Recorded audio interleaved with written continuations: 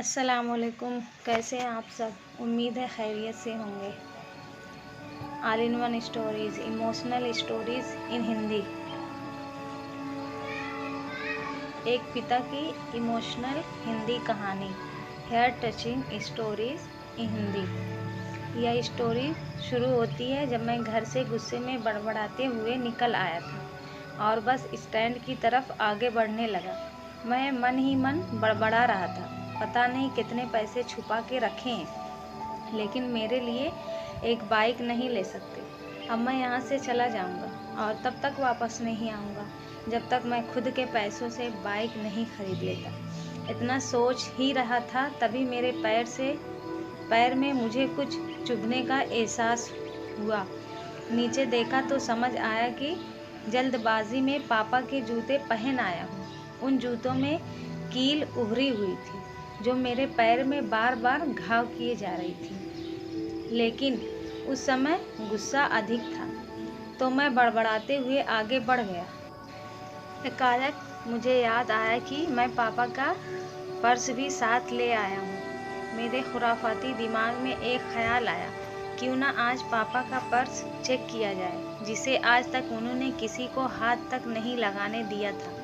पता नहीं कौन सा खजाना छुपा है इस पर्स में जो किसी को हाथ नहीं लगाने देते थे। जब मैंने पापा का वह पुराना पर्स खोलकर देखा तो उसमें पैसे तो नहीं मिले, लेकिन पैसों की जगह पर एक डायरी रखी हुई थी। तब मैंने सोचा, ओह, तो यहाँ खजाना छुपा रखा है। मैं समझ रहा था कि यहाँ पापा ने लिखा होगा कि किससे कितने पैसे लेने हैं और किसको कितने पैसे दिए हैं, लेकिन मैं गलत था।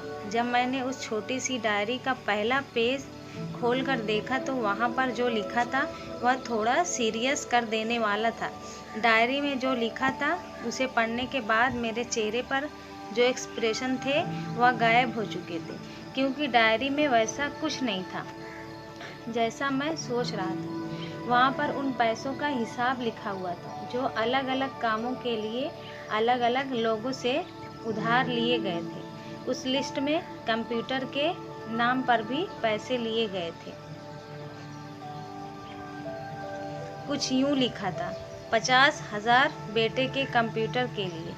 यह वही कंप्यूटर था जिसे मैं आज तक यूज़ कर रहा हूँ, लेकिन मुझे यह पता नहीं था उस कंप्यूटर को खरीदने के लिए पैसे कहाँ से आए थे। लेकिन आज पता चल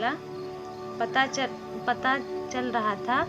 मुझे आज भी याद है जब मैंने पहली बार कैमरे के लिए जिद की थी तो जो मेरे पापा ने मुझे 2 हफ्ते बाद मेरे बर्थडे पर ला कर दिया था, जिसे देखकर मैं बहुत खुश हुआ था। और मुझे खुश देखकर मुझसे कहीं ज़्यादा अगर कोई खुश था तो वो थे पापा। अब मेरे चेहरे से गुस्सा एकदम गायब हो चुका था। जब मैंने आगे का पन्ना पलटा तो वहाँ पर कुछ विशेष इच्छाएं लिखी हुई थी। पहली जो विश थी उसमें जो लिखा हुआ था, अच्छे जूते पहनना। यह बात मेरी कुछ समझ नहीं आई। तभी मेरा पाँव अचानक सड़क पर भरे हुए पानी पर जा पड़ा और तभी मेरे पाँव में कुछ गीलापन होने का एहसास हुआ। जब मैंने जूता उतार कर देखा तो उसका तला टूटा हुआ था। यह देखकर मुझे डायरी में लिखी बात याद आ गई। तभी मुझे माँ पापा की कही बात भी याद आ रही थी कि कैसे माँ जब कहा करती थी पापा से, अब तो जूते पुराने हो गए, नए ले लीजिए, तो पापा अक्सर यह कहकर टाल दिया करते थे, जूते अभी और चलेंगे, अभी कुछ दिन पहले तो लिए थे।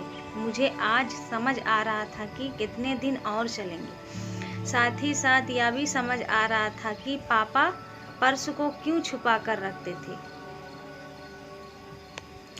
तभी उस डायरी को पढ़ते हुए बस स्टैंड पर पड़ी बेंच पर आकर बैठ गया। अब उस डायरी का आखिरी पन्ना बचा हुआ था। उस पन्ने को जब मैंने पलट कर देखा तो वहाँ कल की डेट लिखी हुई थी। तारीख के नीचे लिखा हुआ था 1000 रुपये बाइक के लिए। बस इतना पढ़ा और दिमाग सन्न रह गया। अब मेरे मन में कोई शिकवा गिला नहीं बचा था, बस मेरी आंखों से आंसू चले जा रहे थे। मुझे आज तक नहीं पता तब मैं क्यों रोए जा रहा था। अब मैं जल्दी से घर की तरफ भागा, लेकिन जूतों की वह कील पाँव में अब तक घाव बनाने में कामयाब हो चुकी थी। मैंने जूतों को रास्ते में ही निकाल कर फेंक दिया और भागते लड़खड़ाते हुए घर जा पहुंचा, लेकिन पापा घर पर नहीं थे। मैं समझ गया वह कहाँ थे। मैं सीधा पास वाली बाइक एजेंसी की तरफ भागा। पता नहीं आज कहाँ से इतनी ताकत आ गई थी कि मैं भागते हुए थक नहीं रहा था, और वह भी बिना जूतों के नंगे पैर। जैसे तैसे मैं बाइक एजेंसी पर पहुंचा। पापा वहीं थे। मैंने पापा को दौड़कर गले लगा लिया और मेरी आंखों से आंसू रुकने का नाम ही नहीं ले रहे थे। पापा कुछ समझ नहीं पा रहे थे। आखिर हो क्या रहा है, मैं क्यों रो रहा हूँ। मैंने पापा से कहा, पापा मुझे मोटरसाइकिल नहीं चाहिए, आप अपने लिए जूते ले लीजिए। अब आज से मैं जो भी करूँगा अपनी मेहनत से अपने बलबूते पर पढ़ कर करूँगा। दोस्तों, बस इतनी सी थी ये कहानी। More words heart touching story. यह हेयर टचिंग स्टोरी लिखते हुए आज मेरी भी आंखें नम हुई हैं। मैं आज आपसे कहना चाहूँगी, ठीक ऐसे ही होते हैं हमारे पिता। हम अक्सर देखते हैं कि हम अपनी माँ से हर बात शेयर करते हैं और माँ भी इसके बदले में हमें बहुत प्यार देती है। लेकिन एक शख्स ऐसा भी होता है जो हमें छुप कर प्यार करता है। वह होते हैं हमारे पिता। यह परिवार में एकमात्र ऐसा व्यक्ति होता है जो अपने बच्चों से उन्हें बिना जताए छिपा कर प्यार करता है। खुद की इच्छाओं को मारकर बच्चों के लिए सपने देखता है और उनकी खुशी में ही खुश हो जाता है। मुझे नहीं पता कि आप अपने पेरेंट्स की इज़्ज़त करते हो या नहीं, लेकिन अगर आपके पास पेरेंट्स हैं तो आप बहुत खुश नसीब हैं, क्योंकि इस दुनिया में बहुत से लोगों को तो पेरेंट्स का प्यार भी नसीब नहीं होगा। अंत में मैं यही कहना चाहूँगी कि माँ बाप की भावनाओं का सम्मान करें। मेरा इस पोस्ट को लिखने का मकसद यही था कि मैं आपके बाप की फीलिंग से रूबरू कराऊं, क्योंकि माँ के बारे में लेखकों ने बहुत कुछ लिखा है, लेकिन बाप के ऊपर कोई नहीं लिखता। इस कहानी को लिखने के लिए मुझे अच्छी खासी मेहनत करनी पड़ी है। अगर आपको ज़रा भी यह heart touching stories in Hindi पसंद आई हो तो नीचे कमेंट करें और अपने दोस्तों के साथ सोशल मीडिया पर शेयर करना ना भूलें, और याद से सब्सक्राइब भी कर लेना दोस्तों।